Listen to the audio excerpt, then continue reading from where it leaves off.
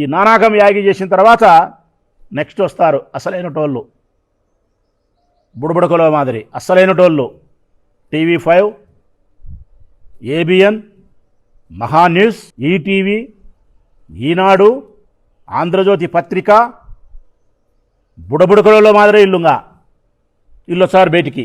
ఇల్లు వచ్చి ఆయన పాడిన పల్లవి, ఈయన పాడిన కోరస్ విషయం రాస్తారు, లైవ్ డిబేట్లు పెడతారు.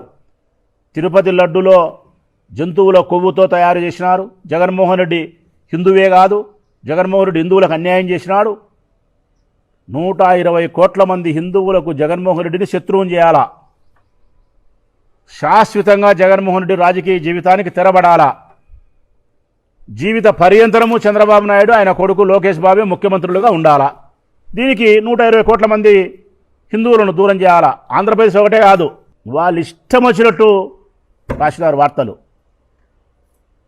ఇది అయిపోతానే నెక్స్ట్ 4వ వాళ్ళు వస్తారు, చంద్రబాబుకు భజన చేసే భజన పరులు. వీళ్ళు నాయకులు కాదు, పాడు కాదు, ఎవరికి తోసింది వాడు మాట్లాడతాడు. జగన్మోహన్ రెడ్డి హిందూ కాదు, జగన్మోహన్ రెడ్డి క్రిస్టియను, జగన్మోహన్ రెడ్డి ఇది, జగన్మోహన్ రెడ్డికి అసలుకు లేదు, అటనే పోలే ఇటనే పోలే, లడ్డులో ఇది కలిపినారు, లేక వాళ్ళ ఇష్టానుసారం మాట్లాడాలా.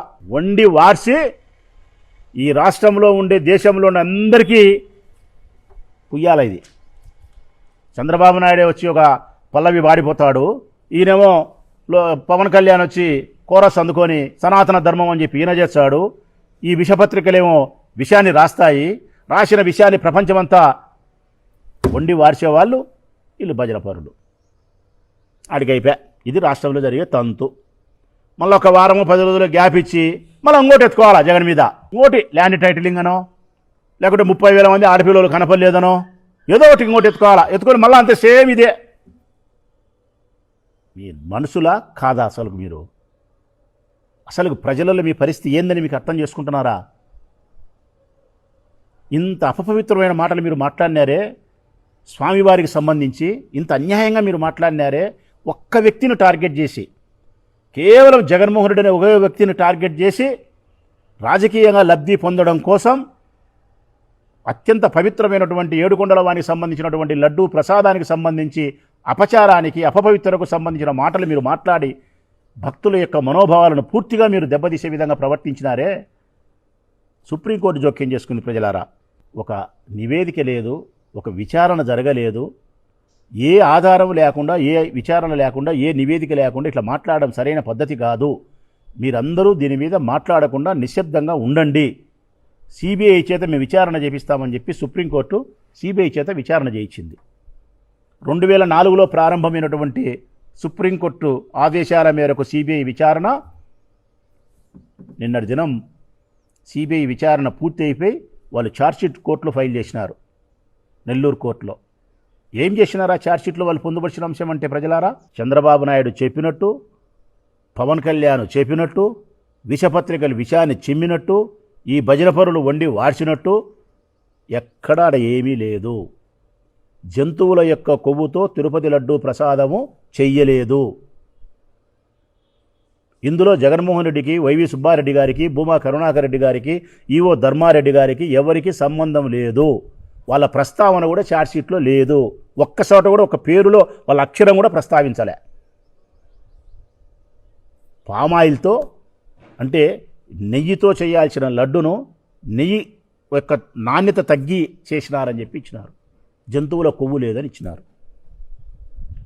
మరి ఈరోజు సిబిఐ విచారణ చేసి జంతువుల యొక్క కొవ్వుతో లడ్డు ప్రసాదం చెయ్యలేదు, ఆ లడ్డు అపవిత్రం కాలేదు అని చెప్పి సిబిఐ ఛార్జ్షీట్లో కోర్టుకి ఇచ్చిన తర్వాత మీరు తలదీసి మొలలో పెట్టుకుంటారా అని అడుగుతున్న ముఖ్యమంత్రి గారిని, పవన్ కళ్యాణ్ను, ఈ విషపత్రికలను. నేను ఒక పొలిటికల్ పార్టీకి సంబంధించిన వ్యక్తిగా కాకుండా భగవంతుని పట్ల భక్తి కలిగినటువంటి ఒక భక్తునిగా చెప్తా ఉన్నా. నేను శివపార్వతుల పట్ల అచంచలమైన భక్తిభావాన్ని కలిగిన వాడిని, దేవుని పట్ల ఆరాధన కలిగిన వాడిని చెప్తా ఉన్నా. నేను ఇంత మనో అభిప్రాయాలను దెబ్బతీసే విధంగా చంద్రబాబు నాయుడు రాజకీయ లబ్ధి కోసం మాట్లాడినాడే, పవన్ కళ్యాణ్ ఇట్లే మాట్లాడినాడే, విషపత్రికలు ఇట్లే విషయాన్ని చిమ్మినాయే, వీరికి శిక్ష లేదా? సుప్రీంకోర్టు, గౌరవ సుప్రీంకోర్టు వారుగా స్పందించాల్సినటువంటి బాధ్యత ఉందని చెప్పి నా విజ్ఞప్తి. వీరి మీద కేసులు నమోదు చేయాలా, కేసులు నమోదు చేయాలా. ఒక్కరు కాదు కంప్లైంట్ ఇస్తానేది ఇప్పుడు వీళ్ళ మీద. ఒక నేరం జరిగితే దాని బాధితుడు ఒకడే ఇస్తాడు. ఇక్కడ 120 కోట్ల మంది హిందువులు కంప్లైంట్ చేస్తున్నారు వాళ్ళ మీద శిక్షించమని. సోషల్ మీడియాలో వాగిపోతుంది.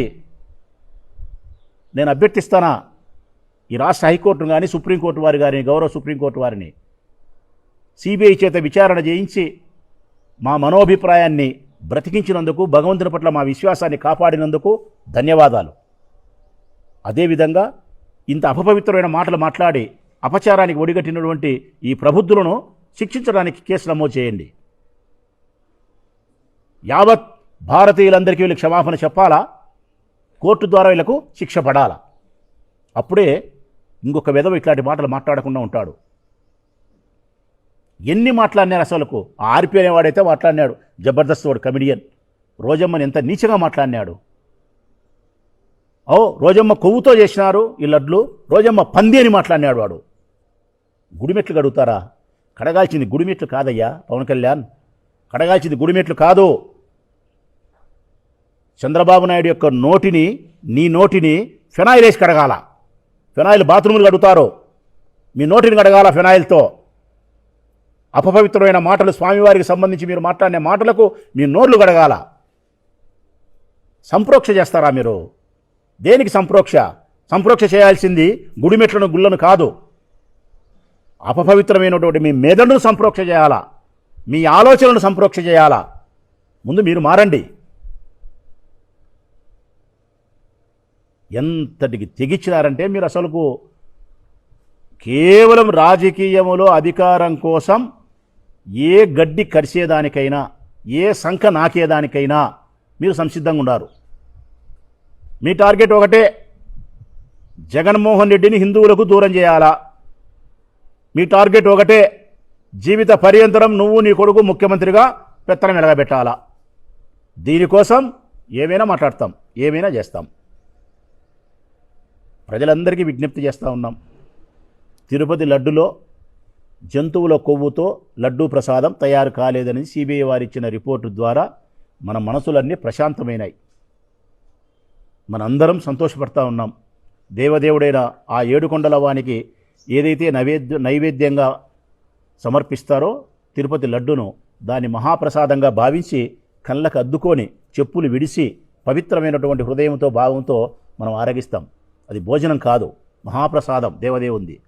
ఈరోజు ఆ బాధ మనకు పోయింది. జంతువుల కొవ్వుతో తయారు చేయలేదు, పవిత్రంగానే తయారైంది. వీళ్ళే అపపవిత్రులు. నారా చంద్రబాబు నాయుడు, పవన్ కళ్యాణ్ ఈ ముడ్డి దురుచుకొని కూడా తరగా ఉన్నాయి కదా పత్రికలు. పిల్లల ముడ్డి దుర్చడానికి కూడా తరంగావు ఈ పత్రికలు.